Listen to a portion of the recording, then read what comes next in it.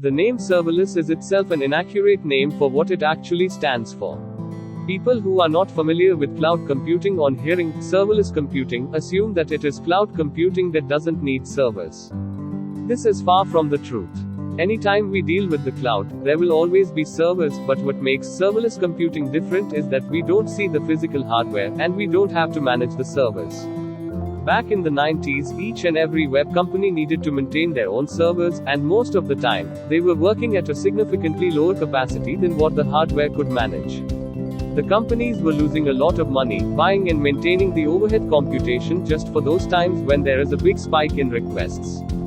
Due to the invention of virtual machines and due to the proliferation of high-speed internet across the world between 2000 and 2010, we witnessed a great push towards cloud computations, which was fueled by serverless computing.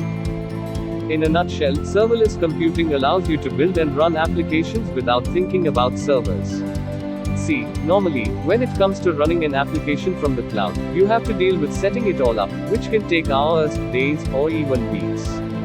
This is because you have to set up a virtual private network, run virtual machines, install software packages, configure auto-scaling, implement load balancing, maintain the web application and implement security.